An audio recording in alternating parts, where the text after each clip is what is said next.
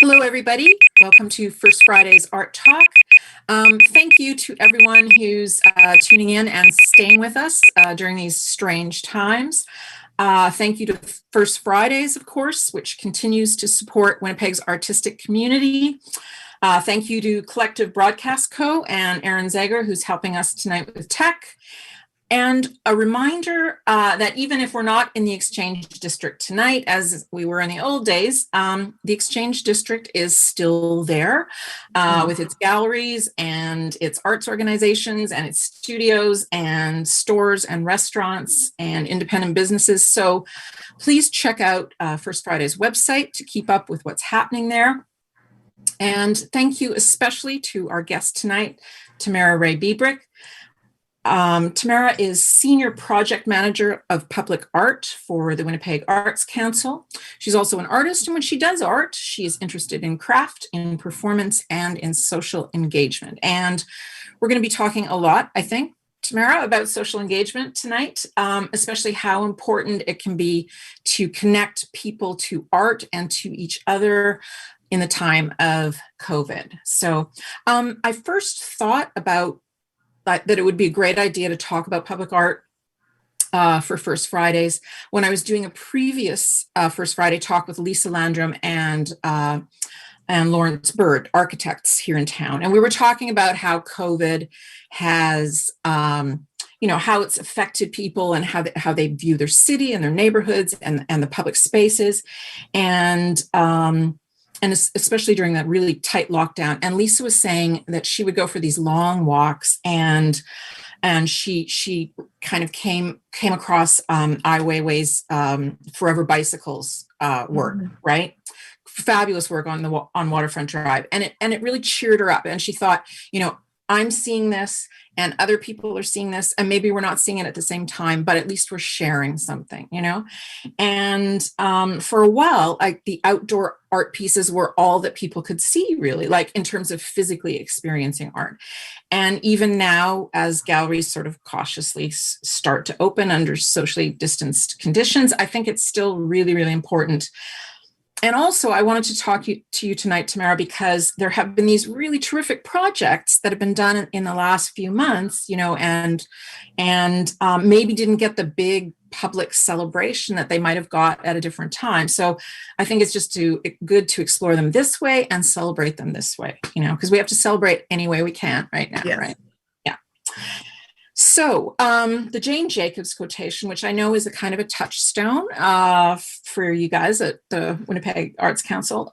Tell us, Tamara, what's the value of public art at any time, but maybe especially now?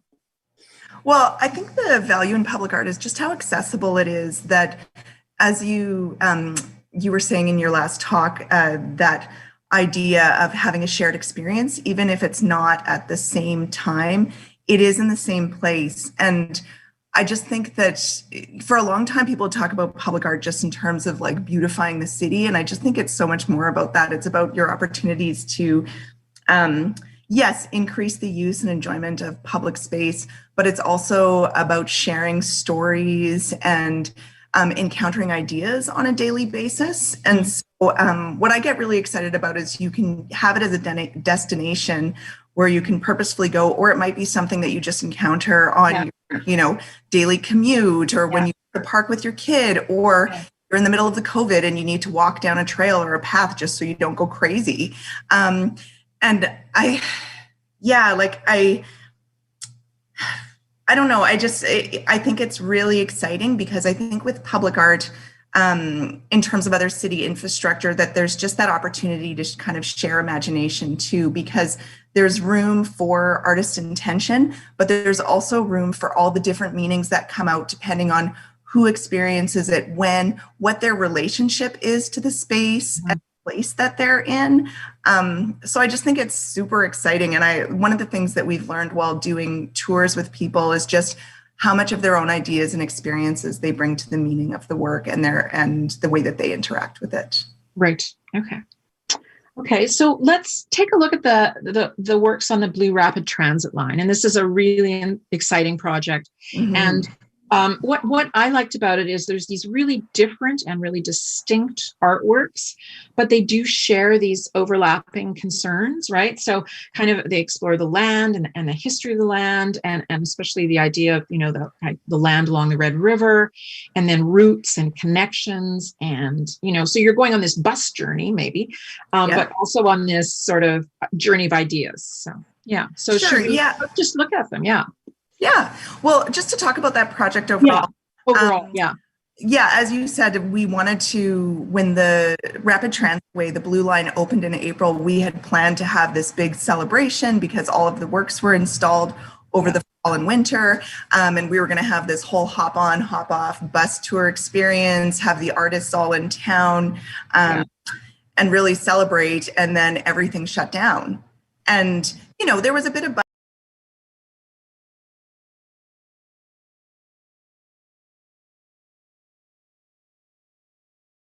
going around, what's that kettle? And, and so it was interesting how the information kind of got out there organically before we really launched it. But I think the fact that you picked up on those kind of shared and evolving narratives that happened down the Blue Line is credit to the work that colleagues of mine did here in terms of researching the history of the Red River region and of the just all of the kind of different interesting things about the sites, and doing all of that research and providing it available, making it available to artists to respond to. Oh, interesting. Okay. Even though it was like, we didn't say, okay, we'd like to commission somebody to make a giant kettle. This is close to where Roostertown was. And so Métis artist Ian August, he did research about Roostertown, also known as Pecan Town, which was one of the last Métis road allowance settlements, kind of on the outskirts of Winnipeg in the first half of the 20th century. And that community was really disparaged in the media and just to make room for Grant Park. And, I think in the last few years, people have come to know the stories because of projects like this, because of books that have been written and research.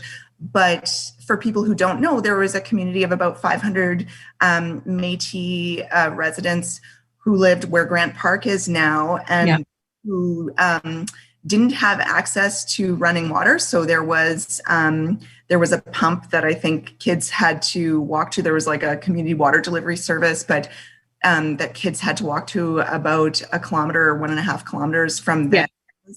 And so one of the things that the artist found when he was doing his research was a quote about whenever there was a knock at the door, you were met with, welcome, come on in, the kettle's on. And so we're invited to tea. And so he's taking this familiar object within Métis history.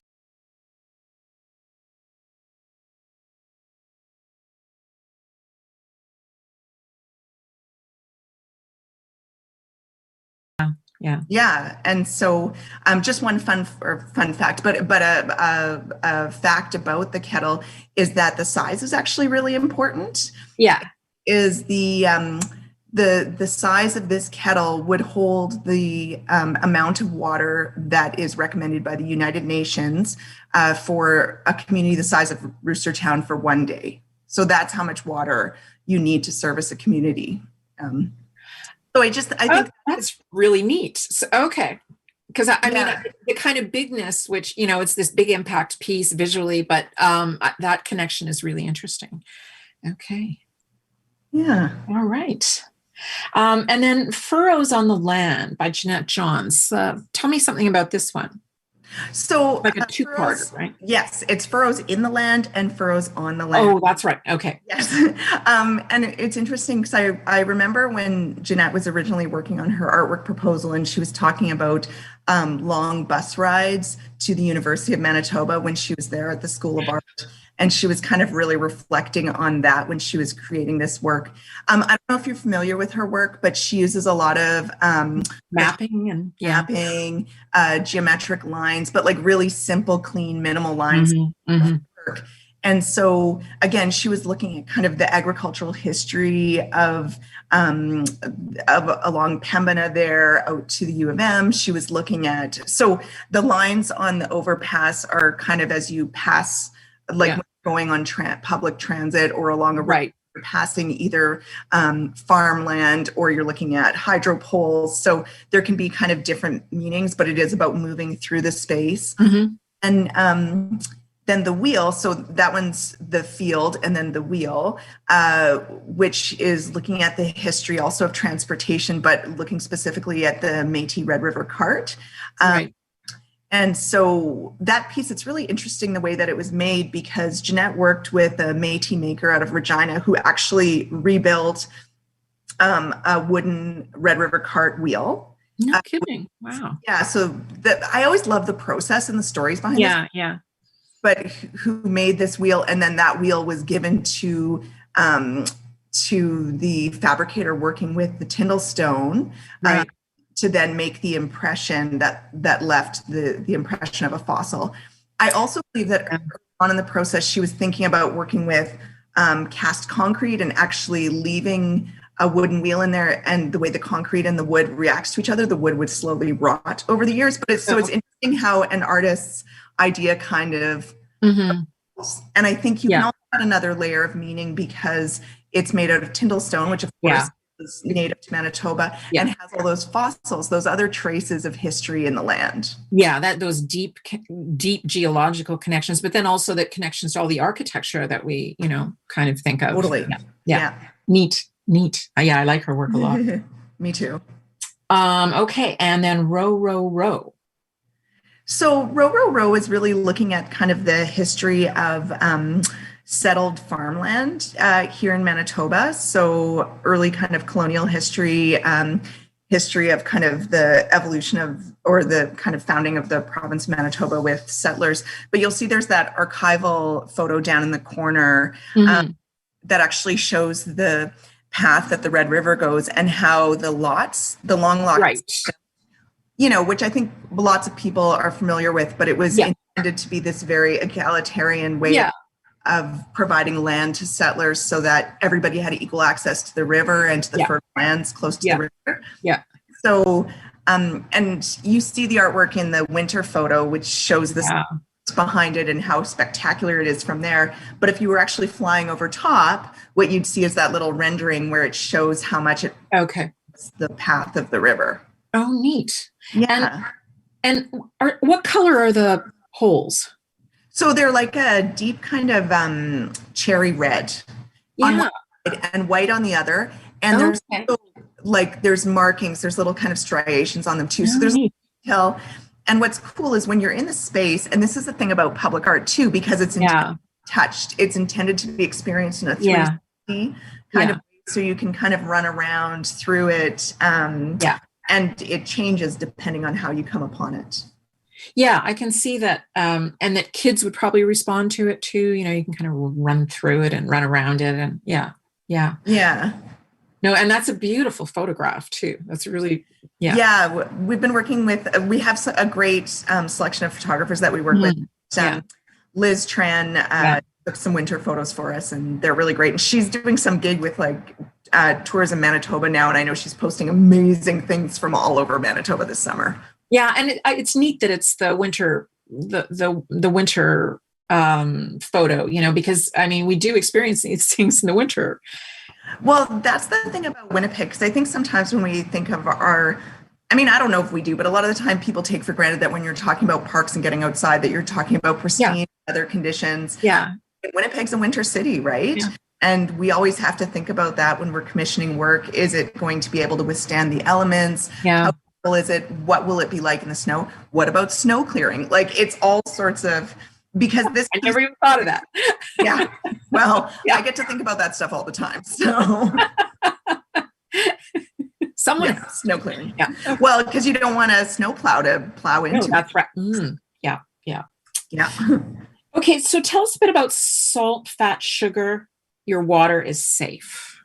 This is a piece of concrete poetry. It's kind of one of our first text-based pieces. again, it's funny because we often try to write about the artwork, and when we're kind of interpreting it or writing didactics, we try to write in pretty accessible language. Yeah. Leaving a bit of a mystery around this one because it is poetry, right? And you can interpret it in different ways. But I know that Bill Burns, he was really looking at kind of natural resources found here, but then the commodification of natural resources. And then when you commodify your resources, what does that mean to access? What is common anymore? And who determines who gets access to it? So again, this piece, what I love about it too, is it's kind of in the middle of the blue line, and it really ties together that narrative also, because we're talking about access to clean water. So when your water is safe, we're talking about, well, we'll come soon and talk about the sugar factory and that history here. And then of course, just salt, fat, sugar are delicious. They are. You can't get away from that. Yeah, you cannot. So I think it's kind of exciting because it's, again, just this thing that you encounter and what does it mean and why, whose water is safe, right? Yeah, no, that's true. And the fact that you have this kind of, again, a double message that it's going to look different from depending on which side you're seeing it from or how you're experiencing. And I also just love the frame. The framing is really beautiful as well. Yeah, it really is, because it's industrial, but it's and it sort of seems to reference like highway billboards, but then it's, it's not, it's the opposite of selling something, right? It's giving you a mystery to kind of ponder as you're on the bus, I guess. Yeah. Okay. Okay. What about Tensai? So Tensai is by Cindy Moshizuki and Kelty McKinnon. They actually both have roots here in Manitoba. They're BC-based artists, but the part of the reason why they have roots here is because of the history of internment of Japanese Canadians during World War II. So their families are both originally from BC, and they had grandparents who were displaced to Manitoba during World War II, because this is also another history that a lot of people don't know about. Yeah, I think that's right. But during World War II, the Canadian government either interred or the Japanese Canadians were not to be trapped.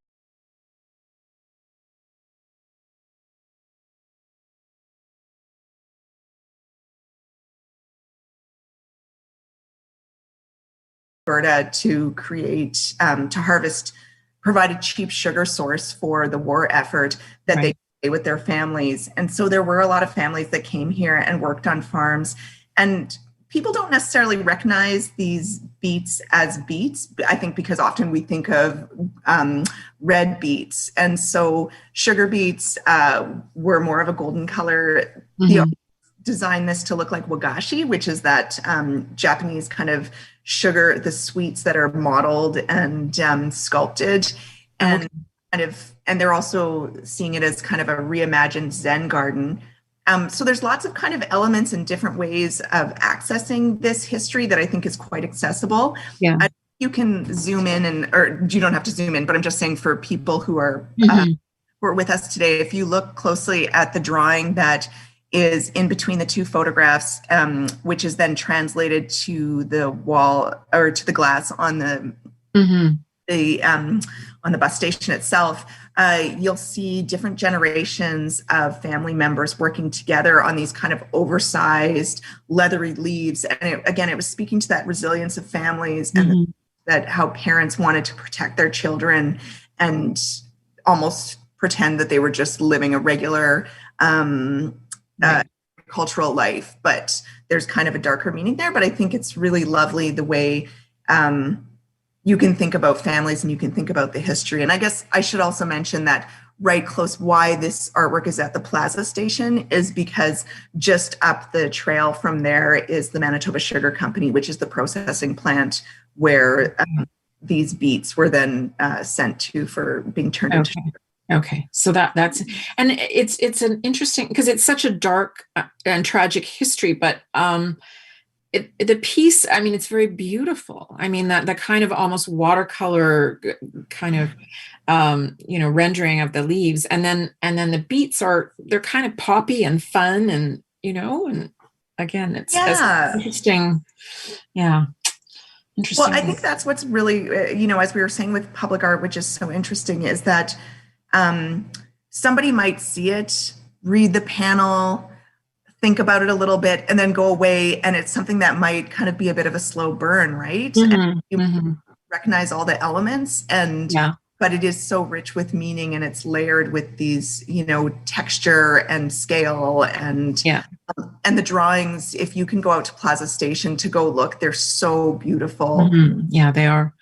And as part of the process too, Cindy had drawn this beautiful line of family members waiting, and she was thinking of it in terms of, yes, they're waiting for the bus, but also waiting to be moved. And so they're waiting for this to be over. And so again, there's just all these different layers.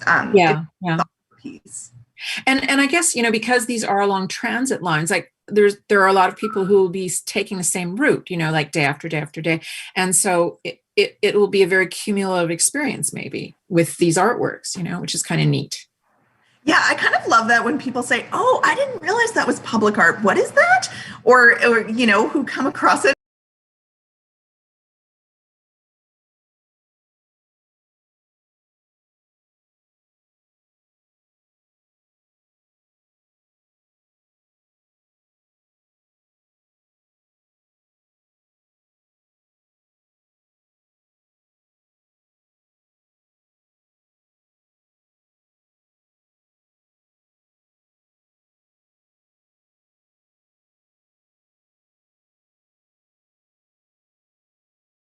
Like, who knows what people's experiences are going to be? Yeah.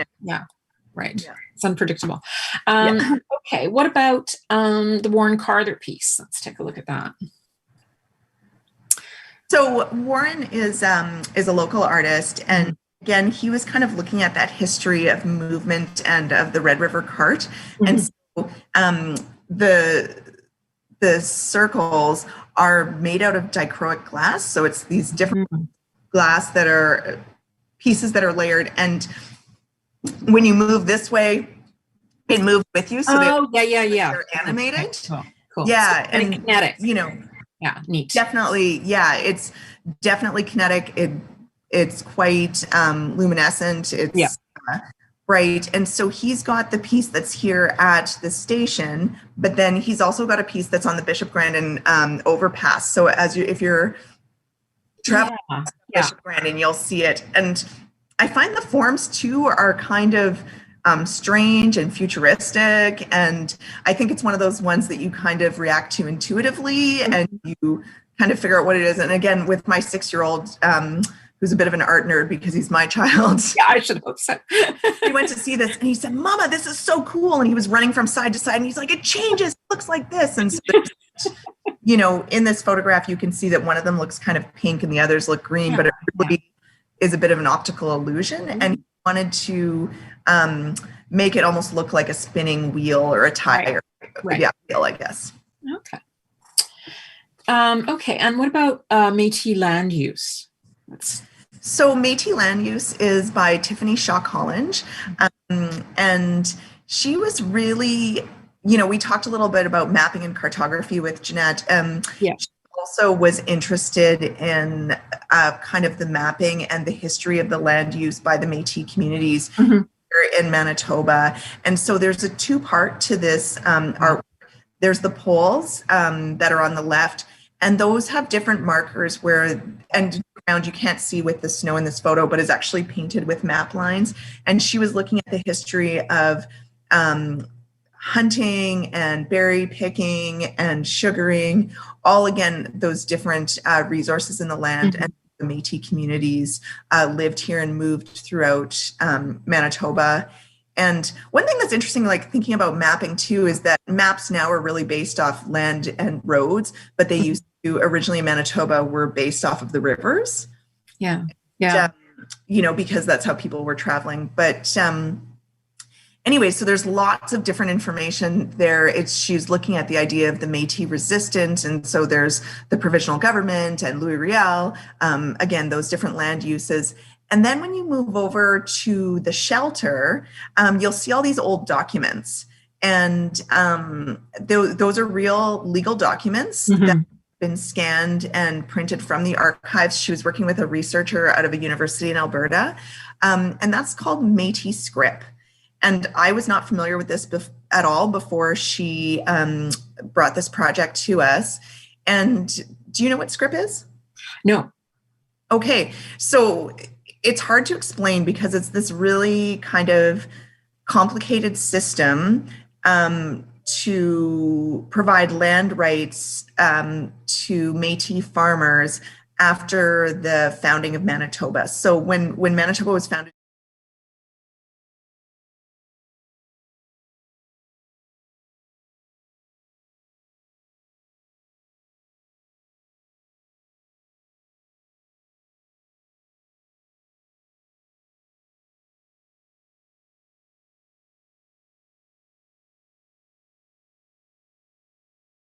there were a lot of Métis families that were not treated fairly through this. Yeah.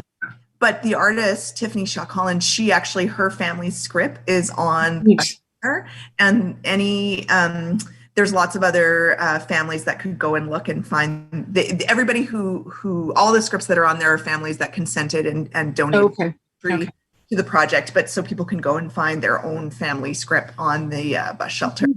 Okay, neat. So it's kind of the sort of the traditional use of land, and then this sort of more legalistic way, maybe of kind of Okay, interesting. Yeah. There's a lot of little details. Like you could go and spend a lot of time there, looking and finding. And the posts are cool too because there's a lot of kind of relief work in them, so you can feel things too. Like you can touch them, right? Yeah. Okay. Neat. Yeah. Okay. So let's look at just a few projects that are in progress right now.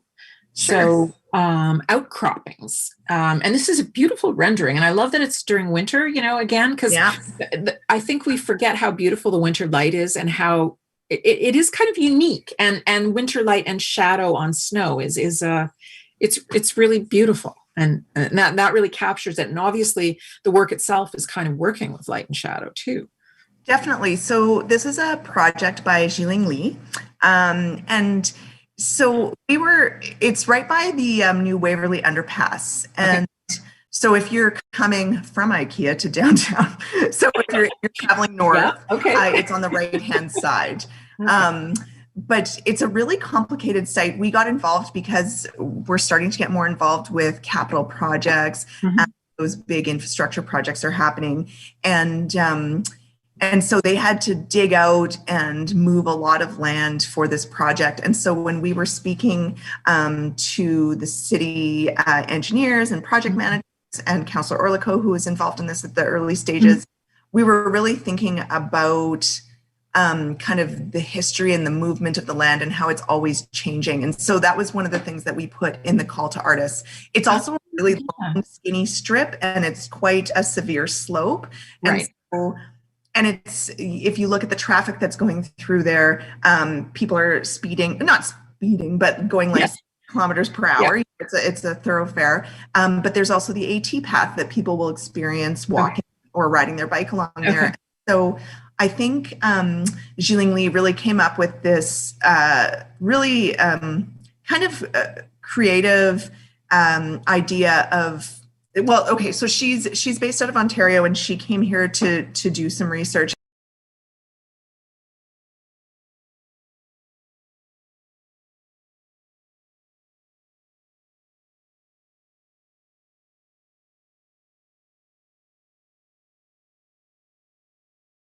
And so she was inspired by the shape of, I'm going to say this, Ordovician clam, which is like 400. I'm like, I don't know. I think there's fossils of them or something. So it's got that kind of ancient, historic, geological thing. But as you said, it's kind of twinkly and it looks futuristic. And so it's just one of those surprising things that you come across it and you're going to kind of say, what is that?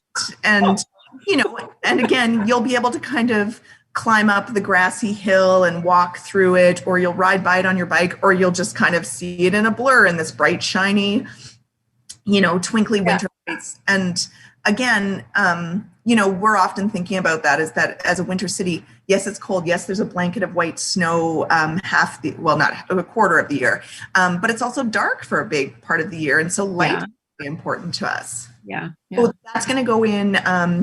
Installation should start in the next few weeks. So drive down Waverly, look for cranes and somebody pouring cement, because just like any other construction project, we work with engineers and designers and all sorts of tradespeople, landscapers. And so it'll just look like a construction site for a few weeks. And then all of a sudden you'll be like, la. So sounds fabulous. Okay. Next time I'm back, that'll be like a little treat.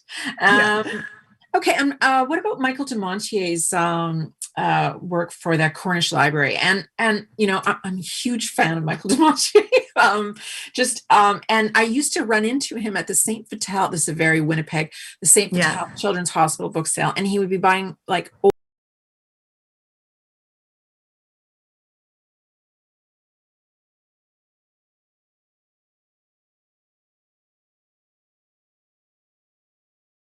too, and so he loves books, and it just makes so much sense to have him doing a library project. Totally. And again, I don't know if you've noticed going through, because I don't always say if they're local artists, but so much of our public art collection is created by local artists. A lot of the time it's the first time that they're creating a work in durable built form for the public realm. Right. And that's something that's really a priority for us, because as you say, there are so many great artists based in Winnipeg here who know the city and bring such a richness to the work they create for the people of Winnipeg. And so, Cornish Library is interesting because, again, it's a building that's about 100 years old. They wanted to renovate it to make it accessible because it wasn't. Still isn't. It will be when it opens up over the winter. And then they've added this it's public city architecture it is beautiful glass reading room that's going to look the river. And again, this project's been in the works for a long time. With a 100-year-old building, they ran into like riverbank stabilization issues, asbestos abatement. And Michael's been on standby and doing research. You see one of the photos there is him in his studio where he's like making his sculpture out of paper craft, basically, and trying to figure out how it's going to work, because he's a really hands-on tactile artist. And for people who aren't that familiar, he often he works with these really kind of minimal forms, takes everyday objects, translates them into different materials. Again, his work is really beautiful and whimsical in a very clean way. What he's creating for us here is called Four Flowers, and he was inspired by a toilet paper roll. That's an everyday object, Yes, but by that idea of kind of crafting out of it and how kids...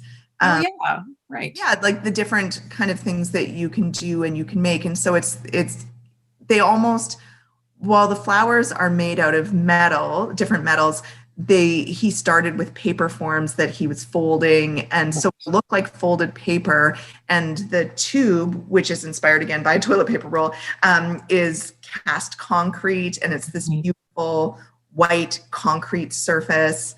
And what's really great about this is that it's kinetic, and so it will actually move in the space, but it's not motorized. It uses the airflow in the room. Oh wow, neat. Yeah, so that's subtle. Yeah. Again, definitely. So like working with the whole project team who are constructing the library, they're putting in special just airflow valves, or just like extra, what are those called? Just vents, airflow vents or whatever, but up near the top, so that it kind of just, when they turn on the air conditioning or the heating system, that it'll create a bit of airflow up near the ceiling. Yeah. And so people will be able to walk right up to it, move around with it. And the other thing I'd say about Cornish Library, which it has this really interesting history because it's in an older part of the city, and the Sherbrooke public baths used to be there. But it's a real kind of like neighborhood community library. They don't have a parking lot. People walk to it. A lot of young kids that go there with their families. And one thing that I was struck by, because this was open to only local artists when we put out the call to artists or the call for it. And so many people had histories of visiting that library as kids, of playing chess in the basement. Apparently that was very popular. Wow, okay. And I know, like, again, I like to talk about my kid a lot, but that's our neighborhood library. So we go there and take out books, and prior to it closing a couple of years ago, doing all these renovations, but and they've got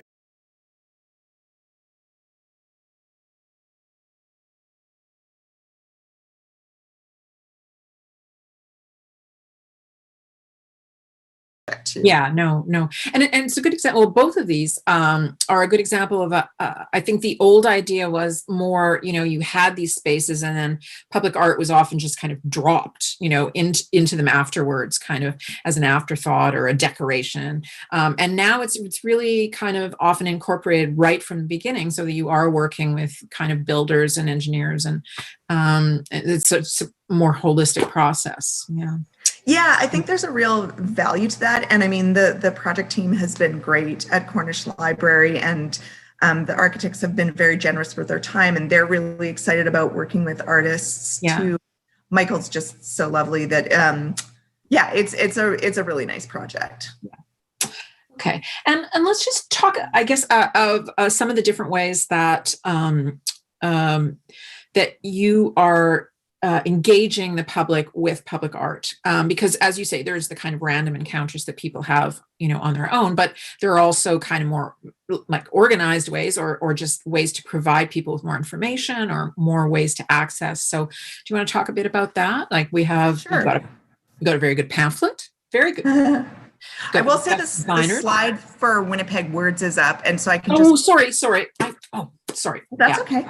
Oh, yeah. Let's just and that's I guess another example. We've been talking about visual art, but public art is often more than that. It's performing arts. It's sort of ephemeral things. It's events. It's words. It's music. So this is poetry, although it is presented in visual form. But tell us about it. Yeah. So this is a project. We've been wanting to do a text-based or project for quite a few years. There was something that we were working on in the East Exchange, but then because a lot of the buildings there are privately owned, it kind of couldn't work out. And then Di Brandt was appointed our first poet laureate a few years ago. And one of the things that she wanted to do during her time was have some kind of a public installation of poetry. And so the public art program worked with her, partnered with her to create Winnipeg Words. And we invited her to identify poetry by a range of Winnipeg poets. And there's nine writers that are involved. It's all poetry, ranges from Duncan Macready, who's our current poet laureate, to Kate Vermette, to Chim Undy, to Catherine Hunter, Sharon Paul Rupri, Shirley Camia, Rosanna Deerchild. Did I get all nine? And Di Brandt herself. And so you'll actually, if you might notice them on buses going around the city right now, it's excerpts from longer works. And then they're also going to be installed on windows on libraries around town. So, and that, again, it was because libraries were closed for a while. We weren't sure happening.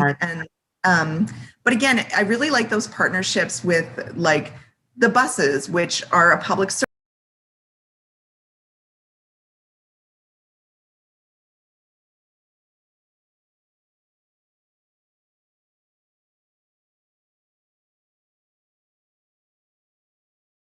Project, so please look for it around town. Yeah, absolutely. Okay, and so now we'll talk about the pamphlet and the app. You've got an app. Kids love apps. We've got an app. You've got an app. Apps are so hot right now. Yeah, okay. Apps are so hot right now. So, what I can say about that is, again, I think we've had a public art policy and a program here since 2004. And so we've now, with all of the people that have contributed to that, we have a really fantastic, diverse collection in the city that is in neighborhoods all around town, is made out of different materials, is of different scales. And so we're really focused on that kind of public engagement piece and like interpreting the work, providing those stories behind it, because as we've been talking about already, it's important to just have your own experience with the work and to engage with it intuitively. But sometimes people want a bit of the backstory, right? Like absolutely, little context. Yes.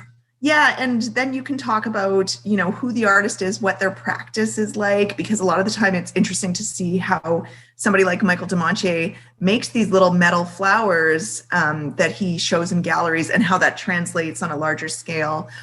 Or, when we were talking about Jeanette Johns and how she's got these like mapping prints and then that translate in physical or public space. And so having a bit of that story on our website, we have a pretty extensive gallery that includes the artworks in the collection. And not just the cited ones, because in our collection, we also sometimes commission films, we've done space projects, performance-based, as you were saying, and all of that is captured online. But you can't take your computer with you all the time. So we have a little booklet that we distribute through libraries and community centers, museums, galleries, again, when that stuff is open. And so so one of the other things that we do over the summertime is we usually have public tours that are free for people to go on. And we work with a really great art educator who's doing curatorial studies right now, Sarah Hodges Clinic. And we thought we were going to have to cancel them for this summer, but then, Winnipeg has had such a weird experience with COVID and the pandemic because everything shut down like it did everywhere in the world, except for in the United States. Sorry. But then, because we are so geographically isolated, because we are like this landlocked island, it didn't hit us that hard over the summer.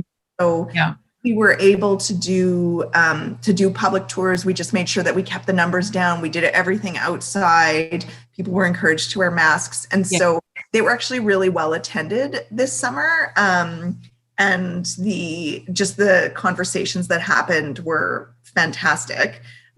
And we have 2 more coming up. They're of course full because they were originally at 30 people. And with Code Orange, we're now down to 10. Right, of course. And I'm sure, because people really were exploring their city and they were getting out there and, that was one of the good things, I guess, that came out of this. But so then when we were thinking that we couldn't do tours, we thought, this is finally the time to prioritize making an app, because we've thought about this, but we thought, how do we give people the opportunity to engage with the work? What can we do to make it more accessible? And that's something that we're always thinking of. And so I got to work with a local app developer, Kevin Duell, who was really great and dealt with my nitpickiness. And, because we could just translate the information that was on the website, but that's long, that kind of sit with. So what do you need to have in your hand that makes it accessible? And so there's photos and there's maps so that you can actually find the artwork. But one thing I had a lot of fun with was for each quizzes. Yeah, totally. Right. So for each artwork, you can, we'll tell you a fun fact that's kind of tangentially related, whether it's to the site or to the artist's practice or something. And then there's a multiple choice kind of quiz. So, and again, sometimes they make a lot of sense and it's something you can find in the artwork on site. Sometimes you might have to think a little bit about, say, hey, wait, what is this about? And it'll tell you if the answer is right or wrong. And you'll see in this one that's an image from Instagram, because we're able to actually link it to posts from Instagram that just the general public have made about the artwork. So that's really exciting too, is finding those things that people find like on a run or when they're walking around, or a DIY field in Central Park. Because I found it by searching through like geolocation on Instagram, and people would just say, oh, pretty lights, not necessarily knowing that it's in public artwork. And but are excited enough about it that they want to share it with their friends and family. And Right. Yeah. So there is this kind of crowdsourced kind of, because I've noticed like there's a lot of like people taking selfies in front of like Empty Full, which is kind of like a Winnipeg landmark now. And so that's kind of neat, yeah. It is really cool. Like it's fascinating or how the comments that they make or how they experience it. And so, because a lot of these projects are years in the making because they are big construction projects. There's a lot of partners that are involved. Yeah. And so it's so rewarding when people in the general public are actually talking about the work or ask you a question that's really like quirky or thoughtful or makes you think about the work in a different way, right? Yeah. I love that. And so we really think that the app is going to help the collection be more accessible. And also as COVID winter is coming and you just need to get out of the house and there's not going to be a lot of options, here, find a destination, find a neighborhood to go for a walk and find a trail to walk along, go visit this artwork, right? Yeah, no, that's great. That's great. So let's just talk about just a couple of our favorites, I think, just because, oldies but goodies, I think, some of them, So do you want to talk about Monument? Sure. Your favorite? This is definitely one of my favorites. It's about 10 years old now. It's the first sculpture that was commissioned for the Jardin de Sculpture in St. Boniface. So it was a collaboration that we did with the Maison des Artistes. Mm-hmm. It's by a Québécois artist, Michel de Bruin. Mm-hmm. And you'll see it's these two cloaked figures. And what I love about it is that, again, I was talking to my child about it this morning, actually, and he said, "Oh, I know that one, Mama. It's the one that looks like there's two fingers under a Kleenex." Okay, see, okay, yeah. But I just think this piece is so playful and romantic because everybody, it's kind of like a blank slate that you project your own meanings onto. You imagine who's underneath there. I imagine, people playing up in an attic under old sheets and what's happening.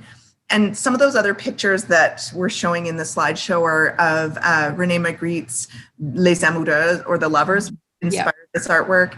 But again, as I mentioned, because Michel de Bruin is not from Winnipeg, when he came here to do a site visit, when he was developing the artwork proposal, he was really struck by all of the kind of classical statuary that's in Old St. Boniface, the cathedral and the cemetery, but also how kind of the Jardin de Sculpture is so classically designed, and the trees were all new trees, and it was winter and they were wrapped in burlap. And so what's the mystery of what's there? Interesting. Yeah. And so I just think, again, it seems like this really kind of simple, it's granite, it's really solid and heavy, but it's kind of like light and imaginative. And I just, again, think it's so playful and romantic. I love it.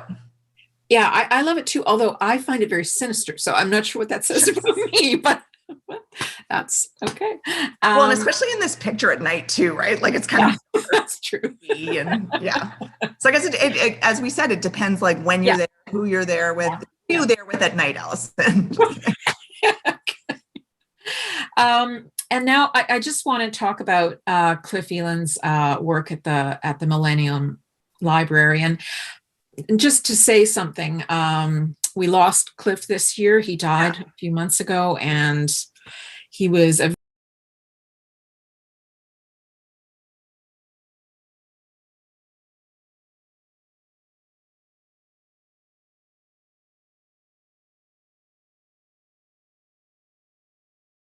I love libraries. I really missed when the libraries were shut down, when I think of what my library, which is the Fort Garry Library, was shut down. And I love that Cliff's work is on these 3x5, the 3x5 kind of format, because for my generation,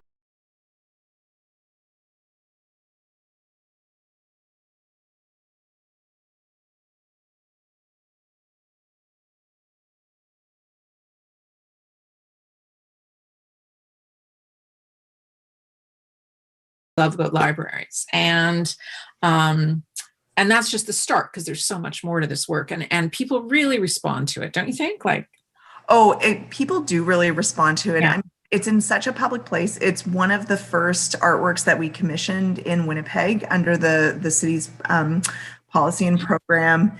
When Cliff first did it, there was about 1,000 paintings. And then without even consulting with the Arts Council who commissioned it, he had a side deal with the library where he would just come in and add extra paintings every now and then. Now there's about 2,000. Like their landscapes, their portraits, Yeah. abstract, like one, it looks like a blobby egg, like there's a birdhouse sticking out. There's all sorts of wacky little details. And it just speaks again to all the different stories that are in the library, all the different information that's there. And the fact that it is this really kind of tactile painting, but it also looks like digitized information, right? And so yeah, it's pixels almost. Yeah. And for people who don't know, if I'm sure most people know this work, but if you don't, go to the foyer of the Millennium Library, go spend some time with it, play I Spy with your kids, go up to the second floor and look through the telescope and inspect all the ones up top. There's a lot in this piece. And again, Cliff was very, very generous in the arts community, always rooting for the underdog. And it was a loss for sure. Yeah, absolutely. And then, Boca. This is one of your son's favorites, right? Yes. Yeah. I mean, this one we kind of threw. Well, it's a lot of people's favorites, but yes. But we kind of threw it into the slideshow at the last minute because I was saying again, I had some pictures around home and my child saw a picture and he just said, "Mama, I love that one. I remember the skating party. We skated under the rainbow." And again, Takashi Iwasaki and Natty Design, all from Winnipeg. Yeah. And, you know, it's such a playful piece. It's in Kildonan Park, which is this kind of, again, this like really playful, whimsical park. You know, we have the Witch's. Yeah, no, it's a great park. Yeah, the Witch's Hut, Rainbow Stage, the renovations they did to the pool. Yeah. Like, got a very different character from Assiniboine Park or St. Vital Park. And I think that Takashi and Megan, who is the main landscape architect from Natty Design, who was working with him, they really played on that. It's bright, it's colorful. There's these abstract little whirly birds on the top of the globes. And then it does really change your experience, how you are in that space when the lights move around. And it speaks to the whole winter city thing too, right? Like that we need to find things to do to be outside in the winter in Winnipeg. Yes, we do.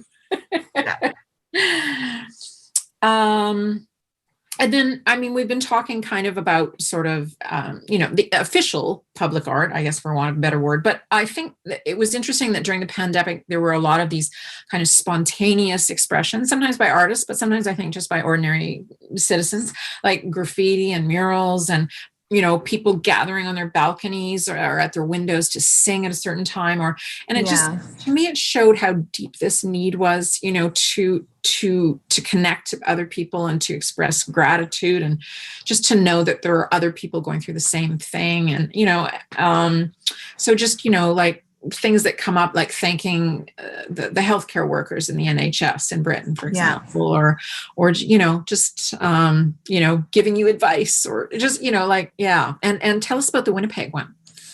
Sure. So it's actually on the next slide, Erin. I was going to say, so it's just that I totally, it's so interesting, just our need for human connection, right? When we were so isolated, and as you said, all examples in different parts of the world where people were trying to make sense of this and we're trying to connect, whether you're a professional artist or just trying to share your ideas, and all the kids who were writing positive messages that you'd see as you walk down the street. But it's about an effort to communicate. And when you and I were talking about that, I just wanted to point out local artist Pat Lazo, that he does a lot of graffiti and tattoo art. And he made this big banner that said, "This too shall pass," with his son on the side of his house. And so again, it's people are looking for human connection, trying to find meaning in this, trying to figure out how we're going to live through this together. And so, again, Winnipeg, the story of the pandemic, not that I can summarize it, but has been quite different from other places. And I know that when the shutdown first happened, there was a group of organizations and artists that were looking at doing a project on boarded up buildings downtown. But then because of kind of the aggressive efforts to restart the economy, things started opening up right away. And we kind of all lived our best Manitoba summer because we could all be outside. And, I don't want to be pessimistic, but again, COVID winter is coming. So there's, it'll be interesting to see how this evolves and how people take these opportunities to communicate with each other. Yeah. And I guess talking about like forward planning, because that's another thing about the pandemic. I mean, for everybody, but we've certainly seen it in the arts community. It's hard to plan ahead when you're not really sure what the conditions will be. And we do have a question from a viewer. Is there still solid funding in place for public art, and has COVID affected this? That's a really good question. The city has been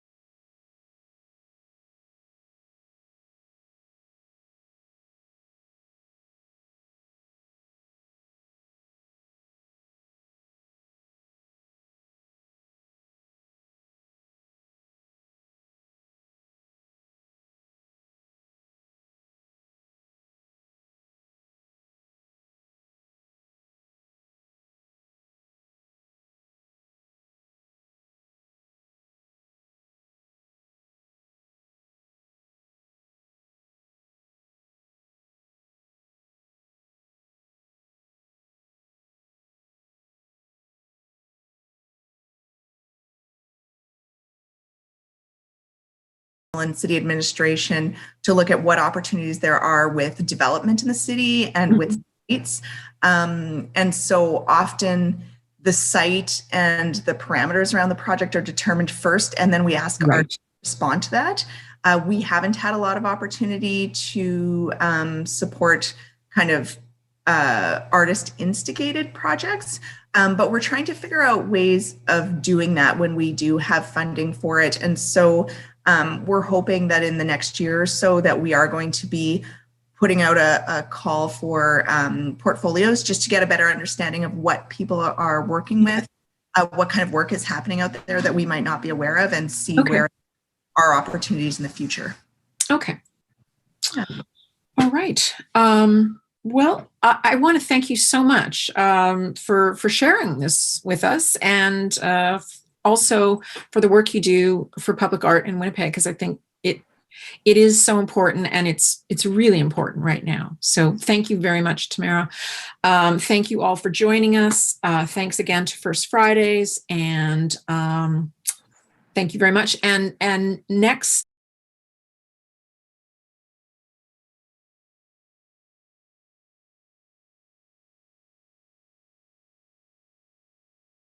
Tamara, thank you. Bye.